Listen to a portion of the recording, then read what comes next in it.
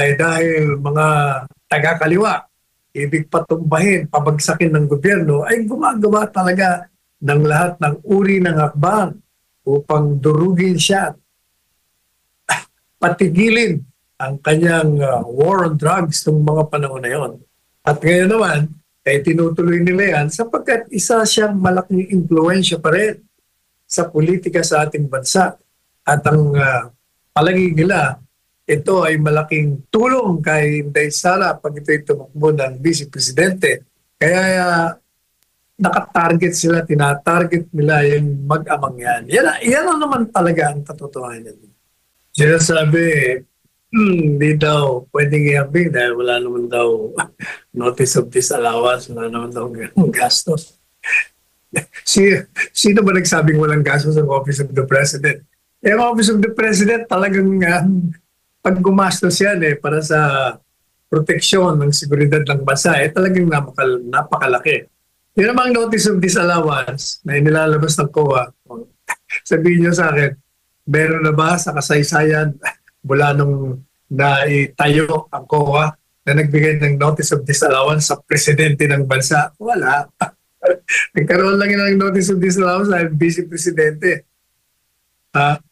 Pag presidente, I don't think they will dare do that.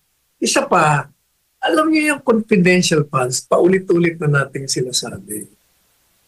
Yung issue laban kay Inday Sara na sinasabi nilang hindi siya pumayag magpaliwanag, talaga namang nagpapaliwanag, nagbigay nga ng hindi ba sa screen during the congressional hearing, binigyan niya ng report, detalyado kung saan niya ginastos at kung paano niya ginastos. Pero hindi naman pinapapakinggan siya, di ba? Sapagkat ang target talaga nila ay gawing ground yun for her removal in office. Politika yun from the very start.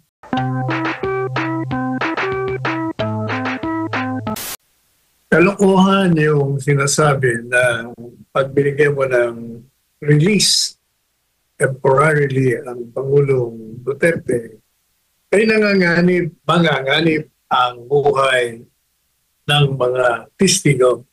Hindi po totoo yan.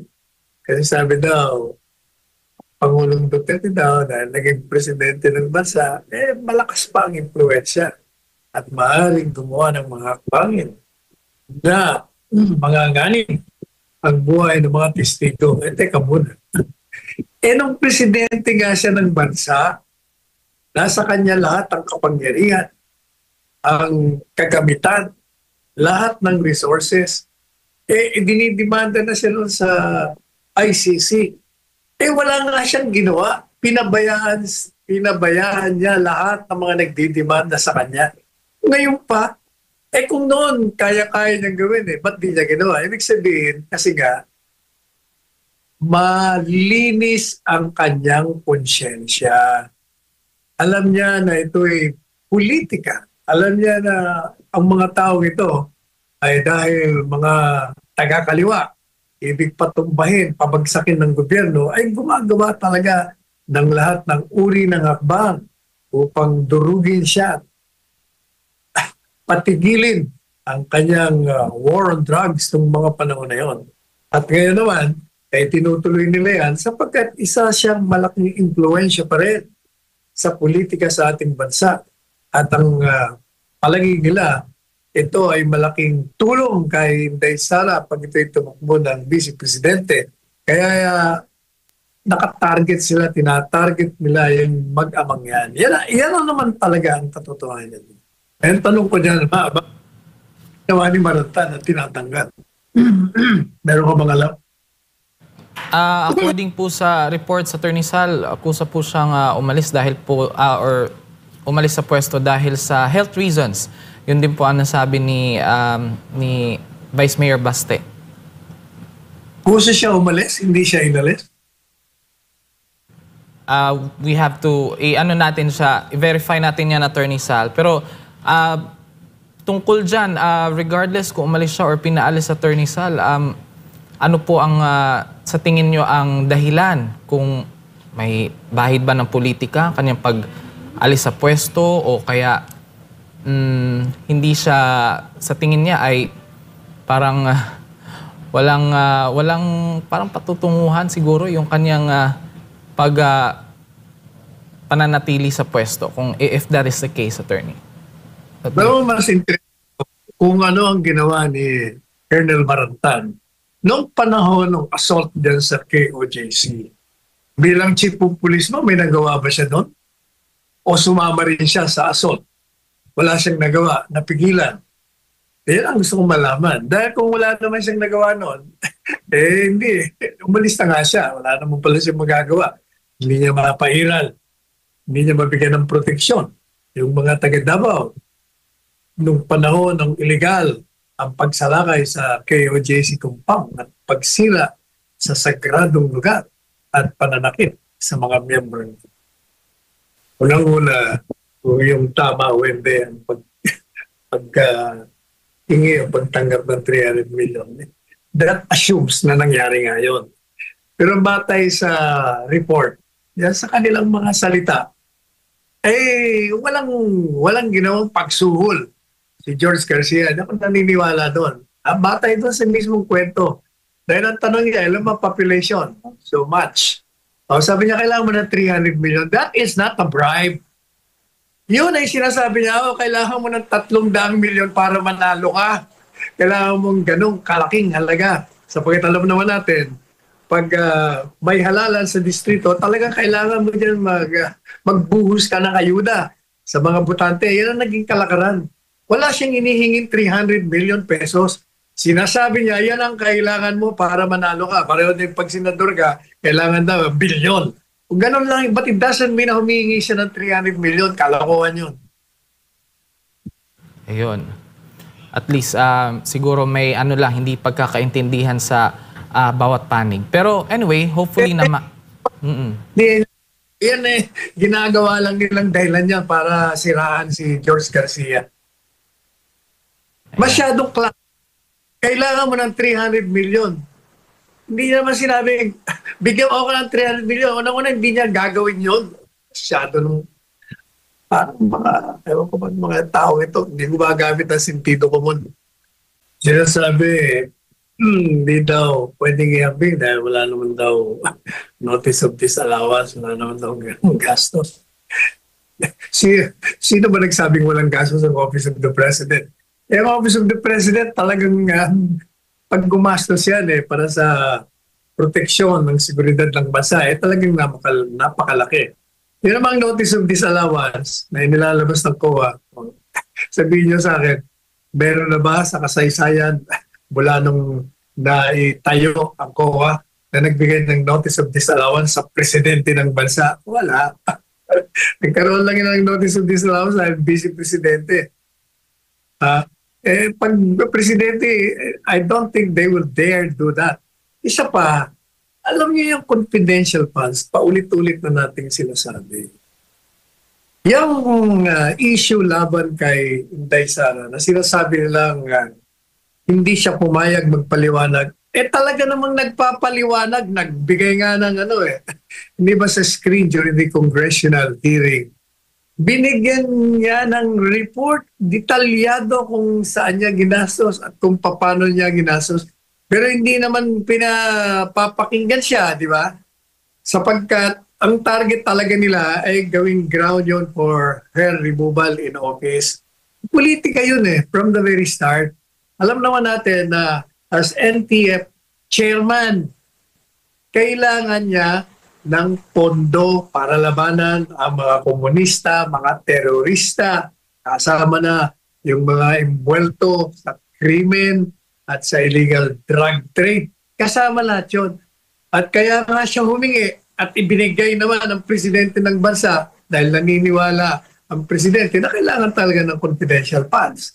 Pero ang problema, dahil meron nag-ambisyon na maging presidente sa susunod na halalan sa 2028, ayan, inumpisa na nila ang targetin itong si Inday Sara, hanggang makarating kay Pastor Kibuloy, SMNI, makarating kay Presidente Duterte, ayun, hanggang napakulong na nga.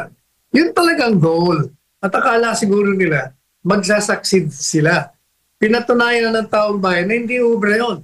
Kaya nung nakaraang halalan, pinabagsak ng mga botante yung lahat na kumukontra, sumisira, lumalabag sa karapatan ng mga Duterte at ng saligang batas. Iyon ang maliwanag. Una, lahat ng pamalaan na nakaraan, bigo dyan sa tinatakda ng saligang batas. Ang sinasabi ng saligang batas, yung Department of Education ang dapat na kumuha ng pinakamalaking budget sapagkat ang edukasyon ang pinakamahalagang aspeto sa buhay ng isang lipunan at sa buhay ng isang bansa. Kung ang karamihan ng mga Pilipino ay salat sa edukasyon, talagang hindi tayo aahon, hindi tayo aakyat. We will never rise. Palagi tayong ganyan, bagsak. Sapagkat ang edukasyon, ang pinakasusi sa pag-unlad ng isang bansa. Matagal na nating sinasabi yan na ang problema dyan sa silid paaralan, kopong-kopong pa yan. Ang problema nga, hindi na si kaso ng pamahalaan at hinahayaan na ang mga eskwela, mga school buildings sa itinayo pa during the 1950s ay naririyan pa rin. Hindi nila binibigyan ng atensyon. Sa halip, kung ano-ano ang binibigyan nila ng pondo, dapat talaga unahan ng mga silid para, can you imagine, we need about 81,000 school rooms. Meron tayong pera. Ang gobyerno po ay maraming pera. Kaya nga maraming nagnanakaw. Nagnanakaw dyan sa Kongreso, nagnanakaw sa mga departamento, kaya punong-puno ang kaso sa ombudsman, sa mga hukuman ng demanda sa mga nagnanakaw. Ibig sabihin marami tayong pera. Ang national government ay punong-puno ng pera dahil nagbabayad tayo ng buwis. Subalit hindi ginagamit ito. Kailangan talaga magpatayo ka ng mga maraming school buildings. Matagal na nating sinasabi yan. Hindi natin maintindihan, although naiintindihan ko kung bakit. Alam nyo, mukhang sinasadya. Kasi ayaw nila itong mga nakaluklok sa kapangyarihan, yung mga nauupo, ayaw nila na mabago ang kalakaran sa edukasyon. Bakit? Kasi gusto nilang manatiling mangmang ang mga Pilipino para madaling mabola, maloko, matakot. Pagdating sa halalan, ang mananalo ay sila pa rin. Sapagkat kung ikay mangmang, natural, kulang ka sa sandata sa utak mo upang ikay maging discerning. Hindi po ba? Yan ang katotohanan dyan. Kaya hanggang ngayon, wala. Matatapos na itong administrasyon at papasok na naman ang administrasyon na bago, maniwala kayo, hanggat hindi magkaroon ng isang pamahalaan na tutuparin ang talagang utos ng saligang batas, na ang pangunahing tungkulin ng isang pamahalaan ay magsilbi sa bayan, tugunan ng mga pangangailangan. Kaya nga ginawa ang gobyerno ng mga tao para sila pagsilbihan at bigyan sila ng proteksyon. Pero hindi nangyayari. Ang pinagsisilbihan nila, mga sarili nila. Binibigyan nila ng proteksyon, mga sarili nila. Kaya generally, yung mga pumapasok sa Kongreso, sa Senado, pag lumabas, naku, ang yayaman. Makikita nyo ang kanilang mga lifestyle. Pag nasa gobyerno, executive man, at kahit na anong posisyon, talagang ginagamit nila upang magkamal ng salapi. Wala silang pakialam sa sambayan ng Pilipino. Yan ang katotohanan dyan. Yung mga presyo ng pangunahing bilihin, at kahit na hindi pangunahing, talagang magtataas ang mga presyo niyan. Sapagkat yung nangyayari dyan sa Middle East, yung away sa Iran, Israel, at yung kalaban niyang Hamas. Hamas ba yun? Yes At po. Hamas, pati yung sa Lebanon po, yung Hezbollah. Actually, marami pong mga... kalaban Mm, Russia, Ukraine, lahat ng yan. Yung kanilang digmaan doon. Talagang maapektuhan kasi yung mga yan, ang oil-producing countries. At siyempre, pag nahirapan ng pagpapadala ng oil sa labas ng kanilang bansa papunta, ang mundo, buong mundo, lahat ng gamit sa atin kailangan ng oil. Sa makina, sa lahat ng bagay. Kaya talagang apektado tayo dyan. Wala tayong magagawa dyan. Ang mahirap, itong nangyayari sa mundo natin, kung titingnan mo ang kasaysayan ng mundo ng world history natin, yes. makikita mo na nagkakaroon ng mga digmaan ay dahil sa mga leader ng bawat bansa. Marami yung mga nakaraan, mga warmonger Talagang hindi mo maintindihan kung bakit ang mga utak nito gusto digmaan. Ang iba naman gusto sakupin ang mga lugar na hindi naman kanila. Kaya alam mo kahapon, kagabi, inaanyayahan po tayo sa isang forum sa Rising Rising Tiger dyan sa Malaysia Embassy. At isa sa mga tinanong ako, kasi member ako ng isang panel. Tinanong ako, o kaming lahat, at ako ang sumagot. Ano raw ba ang pinaka-remedyo sa nagaganap na labanan sa Middle East? Sa nagaganap na mga digmaan? Alam po ninyo, ang sagot ko isa lang. Sabi ko, isa lang ang pinaka-remedyo dyan. Tayo po ay manalangin ng mataimtim sa dakilang lumikha. Nabigyan ng kaliwanagan ang mga leaders ng mga bansa.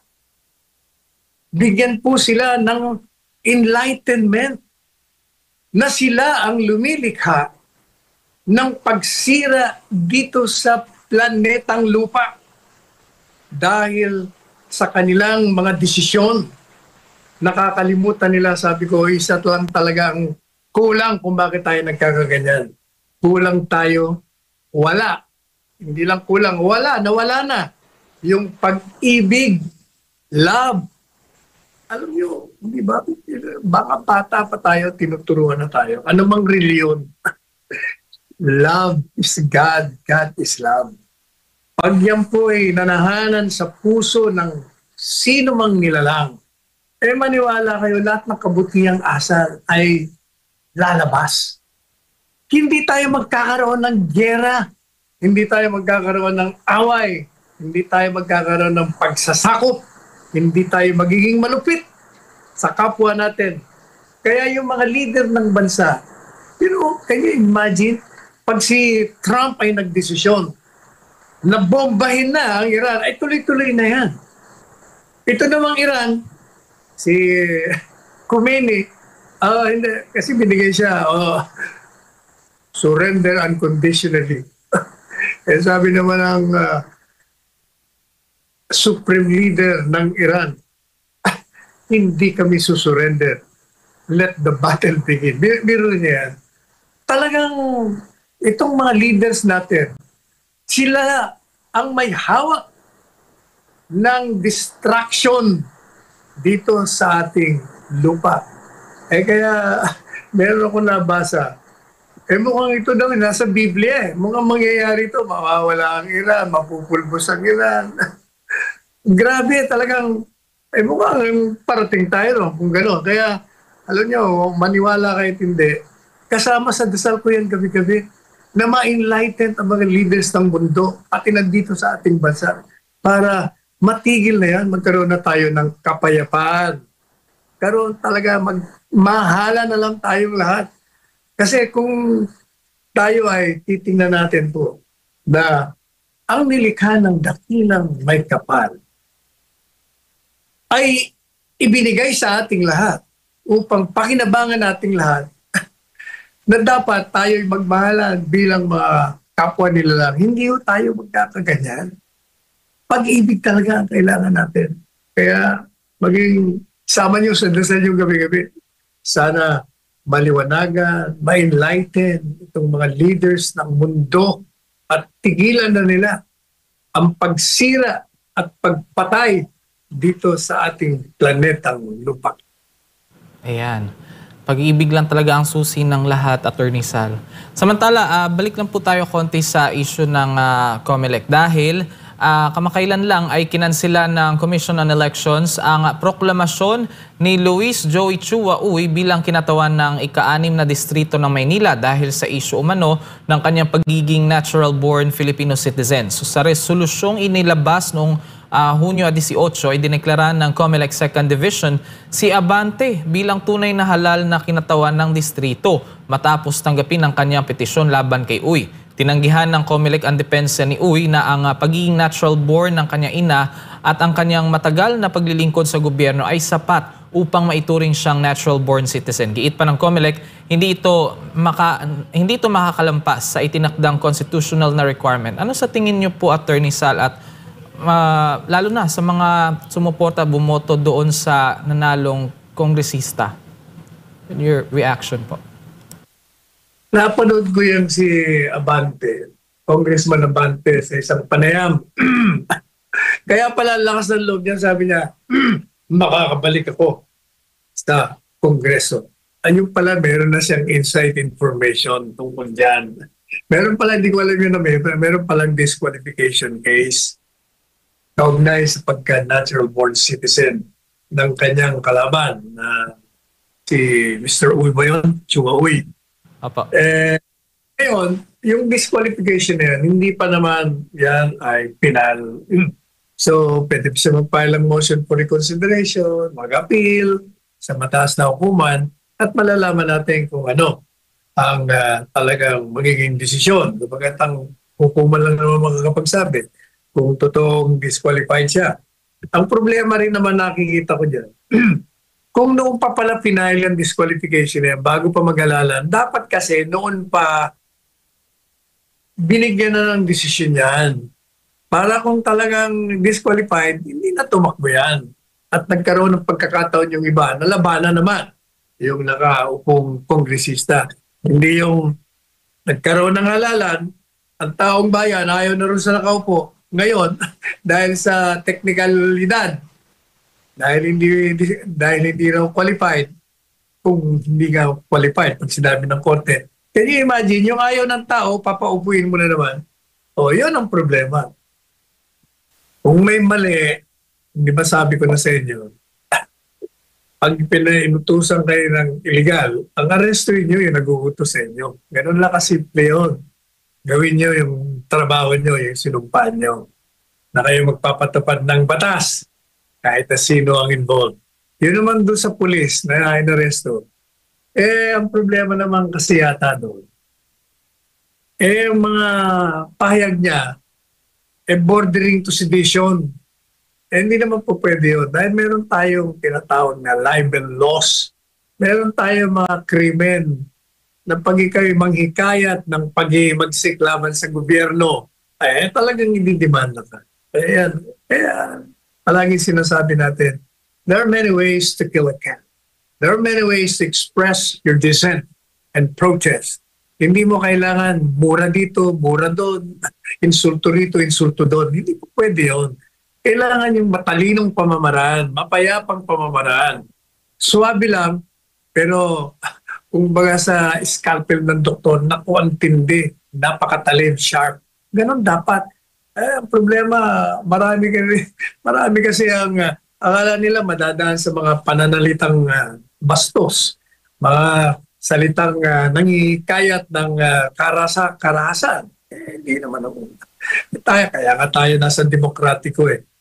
let the flowers bloom. Kumbaga, kung iba ang iyong pananaw, pwede mo namang sabihin yun sa malumanay na pamamaraan. Assertive, but hindi naman yung you have to cross the allowable limits na tinatakda ng batas. Kaya pag ikaw ay tumawid dyan at pumasok ka dun sa maliwanag na paglabag, ay talaga ididimanda ka, ikukulong ka pag ikay napatunayan na lumabag. Talaga naman hindi. Yan gaya ng sinabi ko, politika lang talaga lahat yan. Siyempre, ang kukontra dyan, yung mga involved sa drugs. Pangalawa, ang kukontra dyan, yung mga gustong pabagsakin ng gobyerno. O kaya nakikita natin ng mga kaliwa, kontrang-kontra dun sa war on drugs. Gumawa sila ngayon ng mga ginawang krimen, di ba no? At idinimanda nila sa Ito namang gobyerno, mga politiko natin ngayon, dahil meron naman silang layunin na sila naman ang manatili sa kapangyarihan. Ayun, nagipagsabuatan sila. Ang ganyan na nangyari. Ang goal talaga lahat yan, politika. Gustong manatili sa kapangyarihan para ipagpatuloy ang pagnakaw sa kayamanan ng bayan. Yan ang katotohanan. Lahat yan dapat kasuhan. At kung gusto nilang kasuhan si Tatay Digong, dito nyo kasuhan sa Pilipinas, hindi sa ibang bansa. Basta ulitin mo natin ang sinabi natin. Yung AI, kung yun ay nagsasalamin ng kalakaran sa ground, ay hindi ko masama yun. Ang masama, kung maglalabas ka ng AI na hindi naglalarawan ng katotohanan. Pero kung yun naman talaga ang totoo at gumamit ka ng AI to dramatize what is happening, hindi ko masama yun. Paulit-ulit naman yung mensahe natin, maging mapanuri tayo, pag-aralan natin ang mga paksayang pambansa na nakaka-apekto sa ating lahat. At tayo'y magpahayag ng ating damdamin, either pabor o pakontra. Pero gawin natin sa mapayapang pamamaraan palagi.